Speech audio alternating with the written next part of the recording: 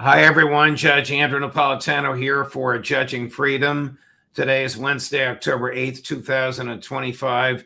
My dear friend, Colonel Douglas Macgregor, joins us now. Colonel, it's a pleasure. You and I spent the weekend together with some wonderful folks, very appreciative of the work that we do in the beautiful city of Dallas, Texas. And it was an enjoyable time, and I thank you for inviting me. I want to talk to you today about the U.S. And Israeli preparation for war against Iran. But before we do that, is Europe preparing for war against Russia, Colonel Macgregor? I think there are superficial preparations. The most significant ones, of course, involve the allocation of funds, specifically in Germany, hundreds of millions of euros, ostensibly for the purpose of reinvigorating the defense industry and turning out new weapons and new equipment. But of course, Judge, that takes a very long time. On average, to build a modern force, an army, it's usually about 10 years. And Germany's military establishment, particularly its army, is largely in ruins. So you're looking at a 10-year buildup. I don't, frankly, see that occurring. I think something well short of that will occur. But the man at top, Mr. Merz, certainly is very bellicose and makes it sound as though Germany wants war. I don't find any evidence for that with the population at all. What do you think is the true goal of Chancellor Merz? President Macron, God only knows how much longer he's going to be in office. They seem to be changing prime ministers every month. And the very unpopular British Prime Minister Starmer. Is this bellicosity, and I agree with you, it doesn't seem to be manifested in the populations, is this bellicosity somehow perceived by them as domestically popular, or at least domestically extending their tenures in office? Listen, I think the latter statement hits the nail on the head. These people want to stay in power. This is the senior class of the globalist school of political dominance that was convened years ago by George Soros. These are his products. These people are about as popular as the plague, and their populations, the electorates, want to get rid of them. The Germans are a little slower, but the French are well on the way, and Mr. Starmer is on the hit list as well. So I'm not sure that I would be too excited about these promises of massive military buildup aimed at Russia. I think it's all designed to strengthen and reinforce their authoritarian rule over the peoples of Western Europe. This week, Brussels is talking about confiscating 165 billion in Russian state assets in Brussels banks and somehow using it as collateral for a loan to Ukraine, a loan that, of course, will never be repaid. Will the Kremlin view this as an act of war, a theft of that magnitude? Well, if the Kremlin were to view various things as evidence for an act of war, they could have gone to war with us a long time ago. I think that President Putin, from the very beginning, has made the determination that what he wants to avoid at all cost is a war with the United States and NATO. Now, I think the United States is currently led by someone whose speech is reckless and often not carefully considered before he opens his mouth. But given some time, he has a habit of backing off from dumb statements. I think in Europe, the statements are equally stupid and reckless, but they can't get away from it. So if you're President Putin and you understand what's been going on, your tendency at this point is to hold fire because your assumption is that things will change. I think that's true. I think in Western Europe in particular, things are going to change. And they're not going to change in ways that are going to benefit the globalist cause. And with President Trump, you get on the phone, you call him, you talk to him, and then you get a very different impression from the one that he made publicly. And we've just had this happen with the Tomahawks. He went from, oh, yes, I'm going to give the Ukrainians Tomahawks. Then somebody sat him down and said, look, this is a weapon system with a 1,500-mile range.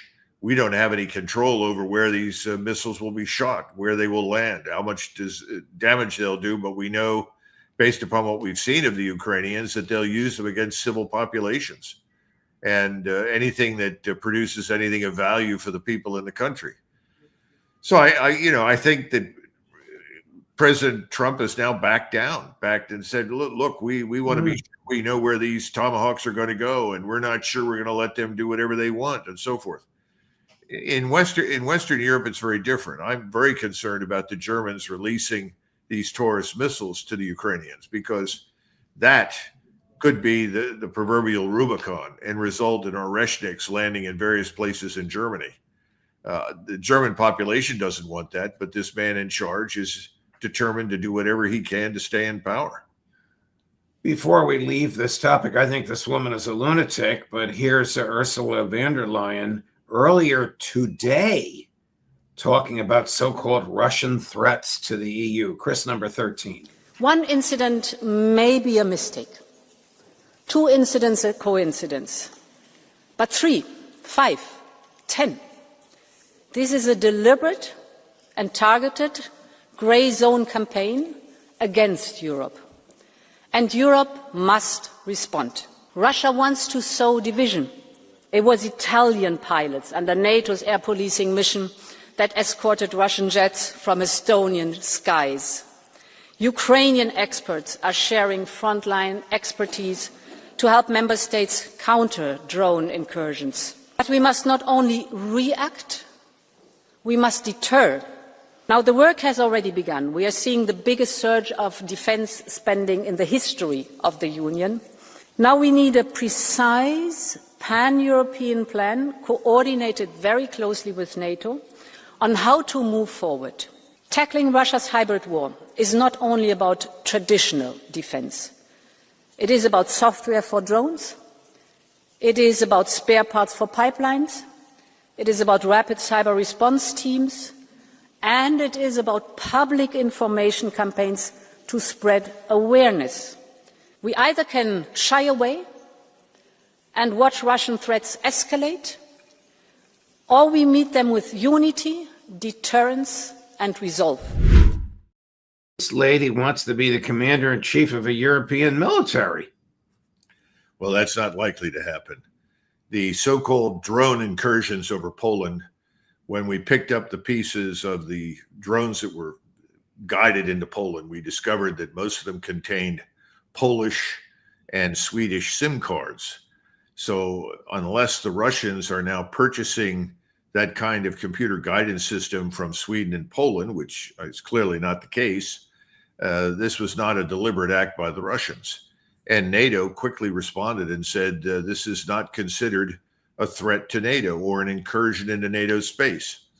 Again, all of these alleged incidents, when you line them up and you look at them very carefully, they don't measure up to what she's trying to create, which is the illusion of a Russian interest in conflict with NATO.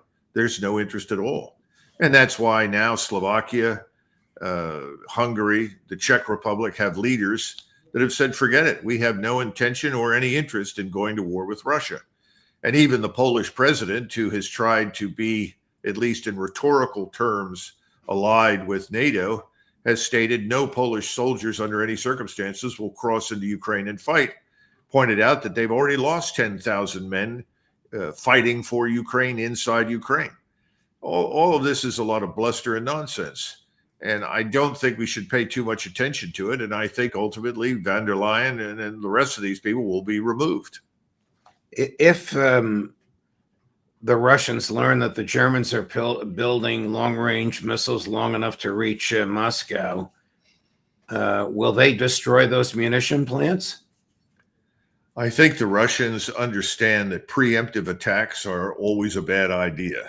Bismarck said preemptive strikes or preemptive war is essentially the same as committing suicide out of fear of death. So I think the answer is no. I think, on the other hand, if Taurus missiles, which currently exist, are delivered to the Ukrainians, and the Ukrainians are allowed to target whatever they like, which is very dangerous because, again, we'll see those Taurus missiles land in Moscow. We'll see those Taurus missiles land in St. Petersburg, any number of different places.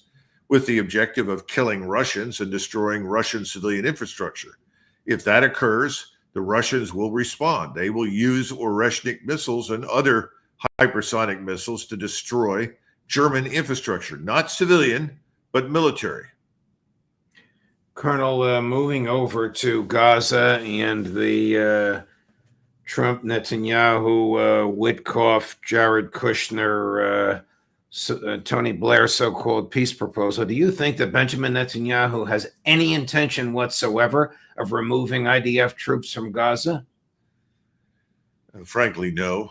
Whatever he does, it will be at best a gesture.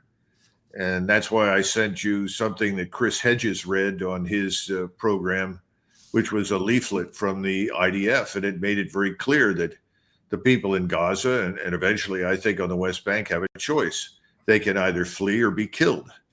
This is the campaign of mass murder and expulsion. That's not going to change. And in fact, we've seen strikes go into Lebanon and other places since Mr. Netanyahu spoke with President Trump on the phone. I don't think President Trump has any real influence over Mr. Netanyahu. So the short answer is I don't expect anything of real substance or value to come out of these talks. Well, why should Hamas even negotiate with the Israelis? This is the very same negotiating team the Israelis tried to murder in Doha. I think the view in Hamas and probably in much of the Middle East is whether you like it or not, you have to give it a shot. You've got to try. You've got to talk and see if anything good can come of it. And I think their expectations are very low. And I'm sure they're all watching the skies overhead and they're very concerned about their own lives.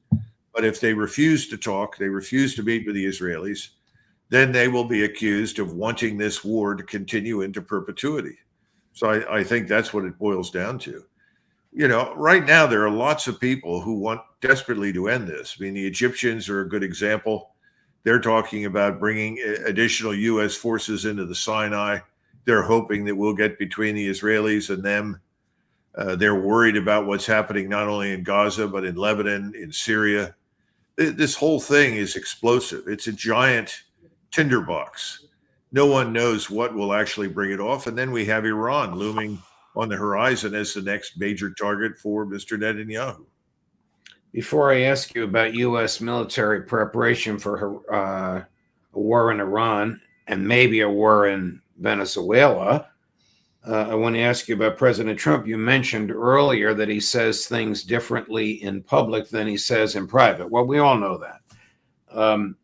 He has publicly told Prime Minister Netanyahu, I'm not going to let you annex the West Bank, even though they have de facto annexed it already.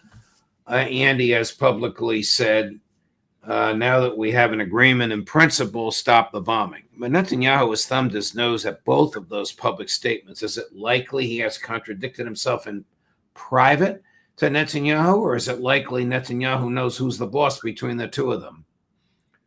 We have to consider the possibility that what he says in private is different, unfortunately. And I think he does know who's boss, and the boss is Netanyahu. At least insofar as the events in the Middle East are concerned, President Trump is not in control. Mr. Netanyahu is in control. And I don't see any evidence that that's going to change in the short run. So I think that privately, it's eminently possible he says, look, I've got a lot of people who are extremely upset about what's going on and our support for what you're doing. I have to make these statements in public. He may well have said that. And Netanyahu may have nodded. We understand completely, and he's going to continue doing what he's doing regardless. That's a possibility. But right now, Mr. Netanyahu is in charge. Let's face it, those are the facts.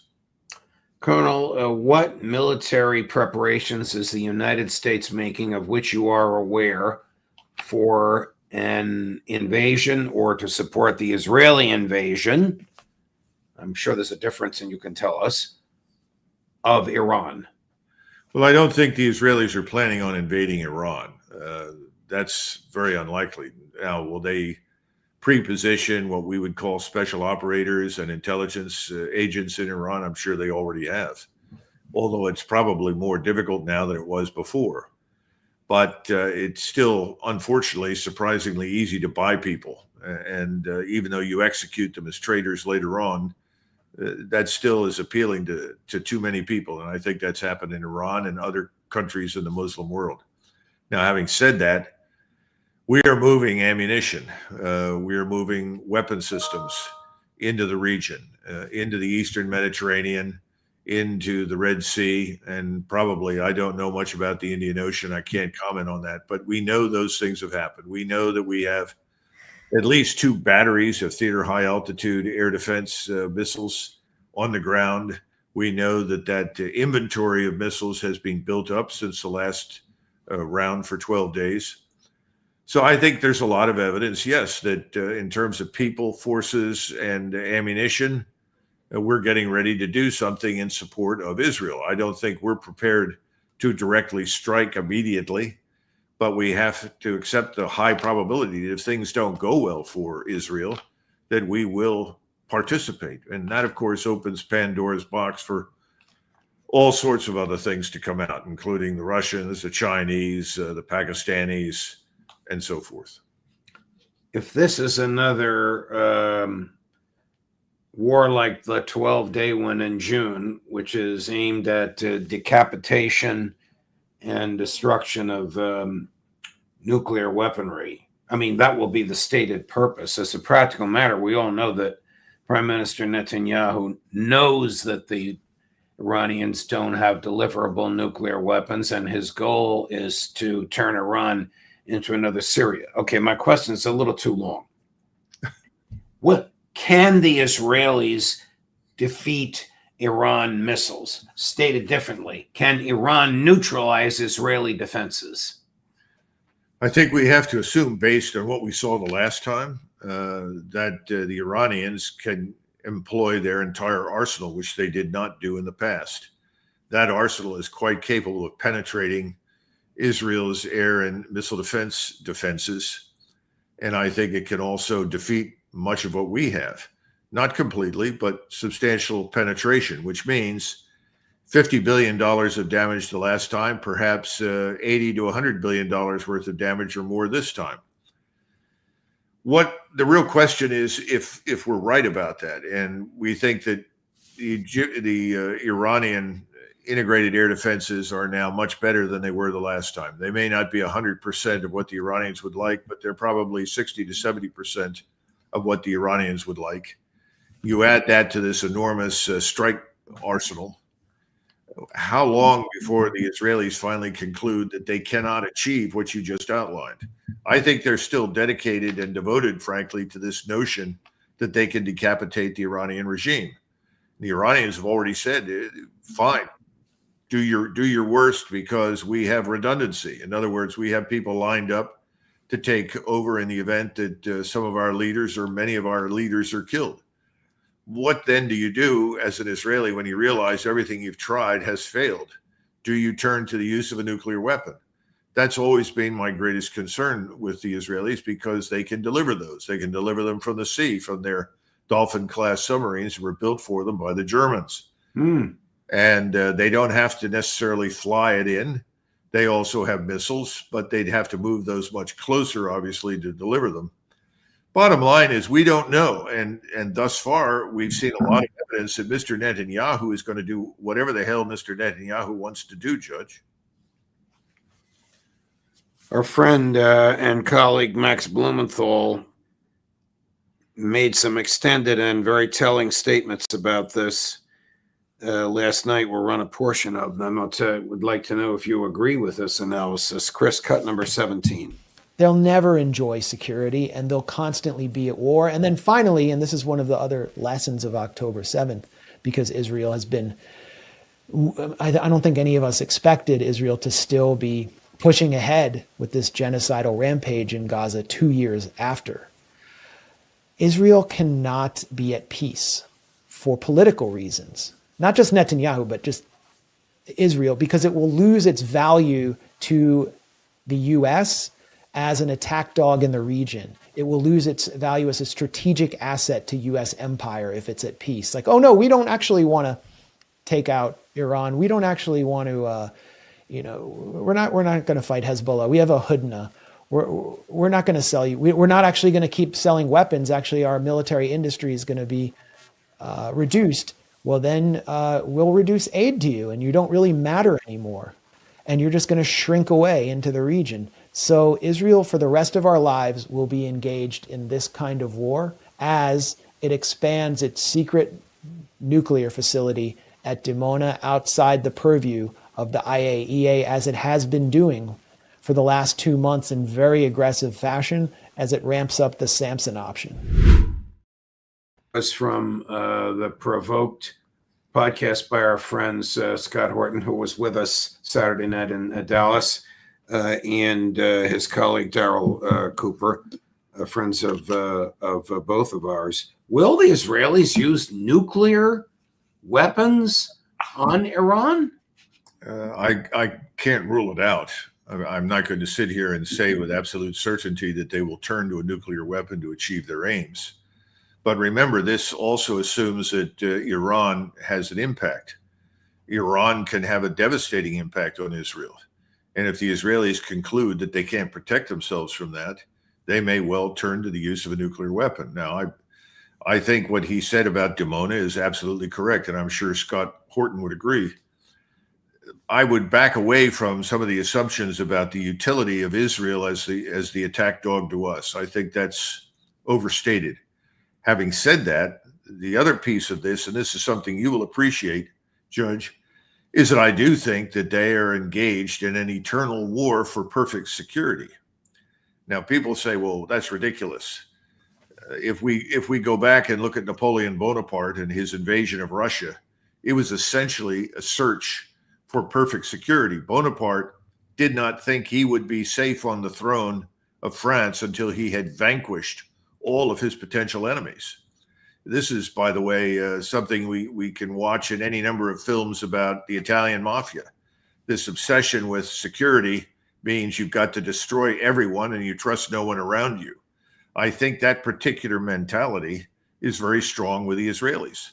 And they think it's their God-given right, in view of the Holocaust, to essentially kill at will and destroy anybody, anywhere, at any time that they think is a potential threat to Israel. And that means permanent war. I think that's much stronger, frankly, in their thinking than the bit about being an attack dog for us. I've asked you this before. I know the answer, but I have to ask again, and I'll ask about both countries. Do Venezuela or Iran propose the slightest threat to the national security of the United States? No, absolutely not. But there are people that think very strangely. Someone sent me a note recently and said, look what the Venezuelans did to Laken Riley. Now, I'm sure most of your audience remembers the horrible death and the injury inflicted on that girl. And this was by a criminal that had been allowed into our country by President Biden and Mr. Mayorkas from Venezuela. And I said to this person, if you're angry at what has happened because this person came from Venezuela, you need to direct your anger at Mr. Biden and Mr. Mayorkas, not at Venezuela. Well, they deliberately released people from prisons. They probably did. There's no doubt in my mind, but what that probably did happen. But declaring war on the people of Venezuela, bombing them into submission, destroying that country is, in my judgment, unjustified. That's not going to win anything for us. In fact, it's going to probably be a catalyst for a larger Latin American crusade against the United States. I mean, we aren't very popular in Latin America, as you know, Judge, anyway. We have a troubled history with the people down there. This is going to make matters infinitely worse. And now President Trump has severed diplomatic relations, which looks like the precursor to armed action. So in that sense, no, there's no direct danger from Venezuela. No danger, frankly, Judge, that we could not protect ourselves against if we guard our borders and coastal waters and pay attention to who's inside our country and deal with that problem. You know, Tulsi Gabbard has spoken to the American public and said, we have serious dangers inside the United States as a result of millions of people coming in here with agendas that we know We don't know much about them, but we know we have Islamists who've come in, various terrorists, and large numbers of criminals. Well, she's right. That's where we should focus, not on bombing another country, least of all Iran, which has certainly over the last 30 years, I would argue, certainly since 2001, tried very hard to find a way to repair its relations with us. Right. And we shouldn't be blowing up speedboats that are 1,500 miles from our shore. Colonel, I have to run, but thank you very much. A great conversation as always. All the best, my dear friend. I look forward to seeing you next week. Okay. Thank you, Judge. Thank you. And coming up later today at 1 o'clock, Aaron Mate. At 2 o'clock, Professor Glenn Deason. At 3 o'clock, Phil Giraldi. Judge Napolitano for Judging Freedom.